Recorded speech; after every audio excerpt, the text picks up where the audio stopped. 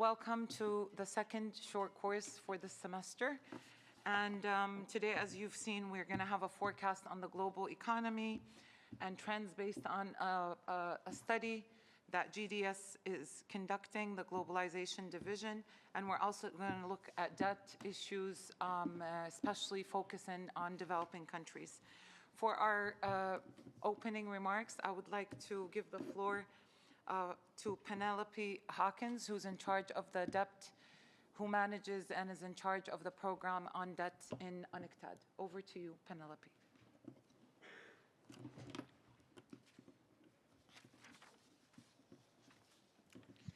Thank you very much, Randa, and what a real privilege it is to see the room filled with people I regard as my friends here in the Palais. And it's, of course, a delight for us as GDS to be back on the program because we know that there's been a time when we've been absent, and so it's a real delight for us to engage through the hard work of Randa to be back here. From my side, I want to thank many of you for being part of the Debt Management Conference, which took place 2 weeks ago. And as you know, the work that we're going to be presenting today is about both debt and financing for development, because they are clearly interlinked. They are part of the same story. What we saw in the Debt Management Conference is a huge response to concerns around debt, how it should be managed, how it should be made sustainable, and indeed why it is necessary. At the end of that conference, I remarked on how important these issues of debt and financing for development have become in the UN institutions. And the very fact that UNSG Guterres has announced an expert panel on debt to help advise him with practical steps before the Financing for Development Conference in Sevilla in June is a key pointer to his awareness of this. I have also remarked that Amina Mohammed, who is the Deputy Secretary General, has called for us to be ambitious, more ambitious in FFD4. And of course, the ambitions of FFD4 link very closely to the ambitions and the work that we do in UNCTAD, in GDS, but indeed throughout the whole of UNCTAD. Because when we're thinking of financing for development, we are also thinking about trade. We are also thinking about digitalization. We are also thinking about commodities. So there is no part of UNCTAD that is not intrinsically linked to the financing for development issues, and indeed, therefore, has very strong impact on UNCTAD 16. From my side, I wanted to just raise one or two issues about the data. In the work that we've been doing, we've identified that 2/3 of developing countries have experienced deteriorating external and public debt sustainability over the past 5 years. This brings out 3 points that I'd like to raise. The reason why we call this problem with debt a development crisis is that, firstly, it has never been so costly for developing countries to service their debt. On average, in Africa, countries are paying away 16% of their export revenue in order to service debt. 16%. You know, I've brought it up before, that is more than 3 times what was seen as a maximum for Germany's repayment of their indebtedness after the 2 world wars, which was seen as 5% of exports, was the maximum repayment. Now, in the case of Germany, what happened was that the rest of the world committed to buying the exports of Germany in order to enable it to repay that debt. But here we are on day 2 after Liberation Day. So we're living in a completely different world. In the world in which we live, we say the debt crisis is a development crisis because it is so costly, because it is so widespread, and because the apparent solutions that might be around debt restructuring are certainly not consensual, and they themselves, if we look at the various options on the table, they do not provide holistic solutions. We also live in a world where the Bretton institutions that have been created for the globe over the past 80 years have provided solutions that do not address the needs of developing countries. So a developing country goes through an IMF program and ends up back on the cliff. It is not then set back from the cliff on a new growth path. It is on the cliff, and in a world in which we have continued and repetitive crises, that means we are likely to fall again into the abyss. And so it's in that background that the RSG Rebecca has said frequently, we are in a world which is dominated by the rich and the big. But the problem is that there is also the rest.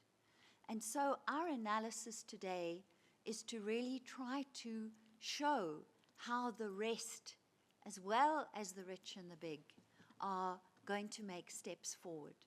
From our perspective in the Debt and Development Finance branch, we are looking to look at new ways of understanding the challenges of developing countries. And my colleague Keith here will present on looking at the developing world from the perspective of its integration in the global financial infrastructure, all of which changes the dynamic of how countries are able to respond and what fiscal space they have going forward. So I'm going to close my remarks. Thank you so much for allowing us to being here, for inviting us back, Randa. And we look forward to a really interesting day. Thank you. Thank you very much, Penelope, for your welcoming remarks and for also shedding light on the importance of UNCTAD work that basically focuses on policy space for developing countries and ensuring that you have a voice and an agency and definitely an economic trajectory that should not be say, guided by the Bretton institutions that were created several decades ago. GDS's work is very central to P166. It's always at the heart of the curriculums as well for P166 across regional courses, so that's also a point to mention to the delegates. Let's go to Anastasia as well for some remarks. Please, over to you, Anastasia. Shall I go? Yes, for your welcoming remarks as well.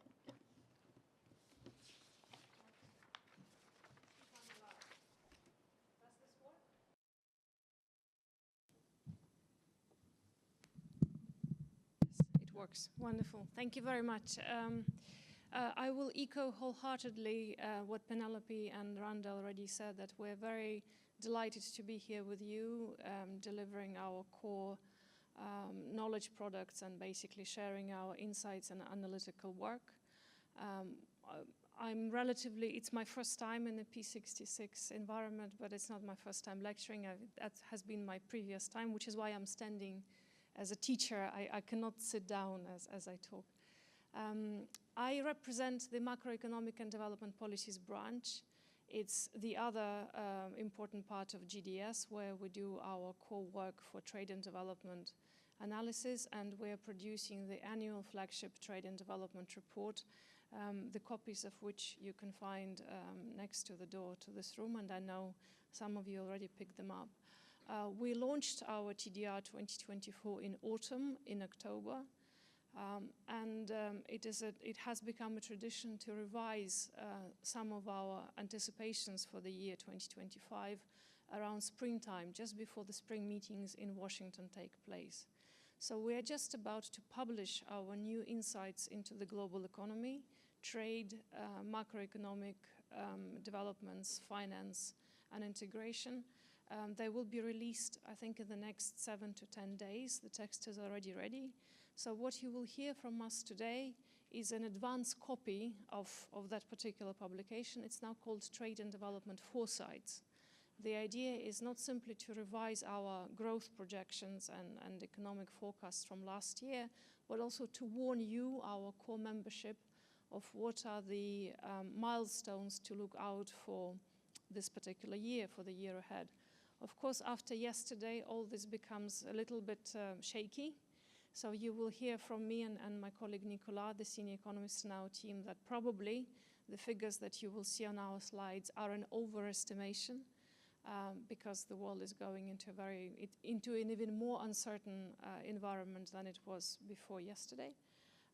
But we still want to give you the projection or the trajectory of how we see global economy evolving towards the end of 2025 across trade, across economic integration, across macroeconomy and finance. Because as Penelope has emphasized, none of those things exist in separation. They are intrinsically together. And that's why in a comprehensive analysis that goes beyond news headlines and any reports that you surely will find today on pages of your mobile phones, it's something delivered specifically for developing countries and for your interests. So let me start.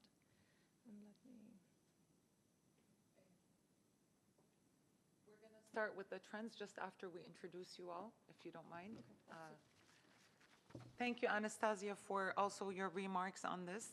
I would like to just introduce our speakers and experts with us today. So I will start with Penelope Hawkins, who's the acting head of Debt Development Finance Branch within the United Nations Trade and Development. In her current position, she researches and engages with member country representatives like yourselves and the broader civil society, academic society on sustainable sovereign debt, financing for development, and the nexus between debt and climate finance. She also represents UNCTAD at the G20 International Financial Architecture Working Group and finance deputies meetings. Previously, she is the founder and managing director of Feasibility, and she undertook leading research projects in the financial sector in Southern Africa, and commissioned by regulators, policymakers, and the private sector. Her expertise are the financial sector, which stems from her published work, including her PhD thesis that examined financial constraints of small open economies and extended the analysis of financial fragility, vulnerability, and exclusion to nations as well as businesses. Recent publications include Festschrift in honor of Professor Sheila Dow 2022, edited with Luna Niguro, entitled Monetary Economics, Banking and Policy, Expanding Economic Thought to Meet Contemporary Challenges. As well, she has other publications such as In Feminism, in Public Debt, A Human Rights Approach, and it was co-edited by Juan Pablo as well. And she published with several universities, including Bristol University Press. Thank you so much, Penelope, for being with us today. I'm just going in the order of spelling with our experts here. Next, we also have Keith Lockwood, who is a Senior Economic Affairs Officer in the Debt and Development Finance branch, also in DGDS.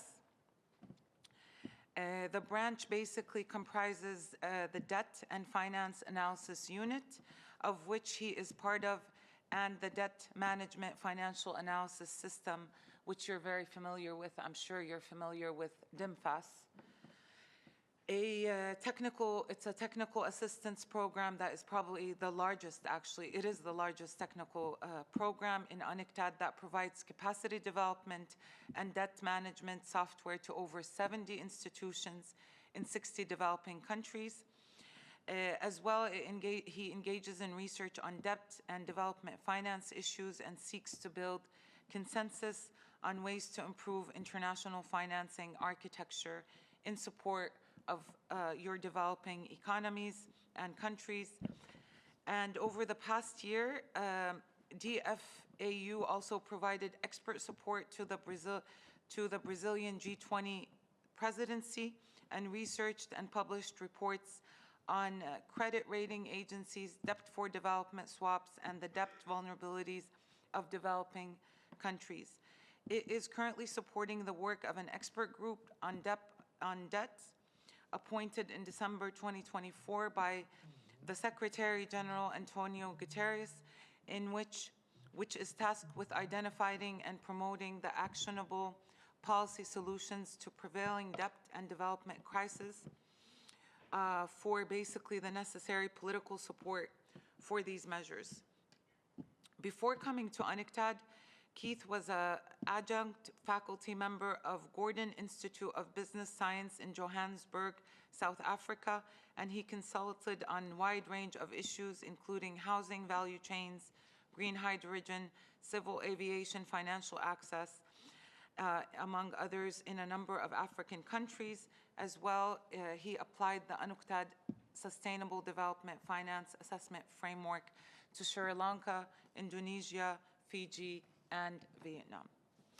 Next, we also have Nicholas Meister, who is a Senior Economic Affairs Officer in the Macroeconomic and Development Policies branch, also in the same division, where he's part of a team that writes the Trade and Development report. You have copies of this report that was recently actually printed and published, so you please feel free to grab a copy. It's the flagship publication of the UN Trade and Development. He's also involved with the work of the Framework Working Group of the G20, which discusses contemporary relevant macroeconomic issues. Before coming to UNCTAD in 2011, he had worked at the United Nations Department on Economic and Social Affairs in New York. He has also a PhD in economics from the University of Geneva and a master's degree from the Graduate Institute in Geneva. He has published several academic papers on a wide range of topics in peer-reviewed journals, including Journal of International Economics, Journal of International Money and Finance, among others. Last but not least, we come to Anastasia Nevetolova, who is the director, I'm sorry about the pronunciation if it's incorrect, who is the director of the Macroeconomic and Development Policies branch of the UN Trade and Development, also in UNCTAD. There, she leads the team responsible for the flagship Trade and Development report. Prior to this position, Anastasia was a professor of international political economy at City University of London. Anastasia's main research has focused on political economy of finance. She has published widely on issues of financial instability, financial innovation and regulation, including 3 monographs that include fragile finance, debt, speculation, and crisis in the age of global credit, financial alchemy in crisis, the end of liquidity illusion, and many others. As well, she has numerous academic and policy articles on the global financial system, crisis, and financial governance. Thank you so much for being with us today. So now we're going to move to the first session. We're going to start with UNCTAD's trade and development foresights and look at the forecast that we had mentioned in our communication with you earlier on the program and what we'll cover today. Over to you, Anastasia.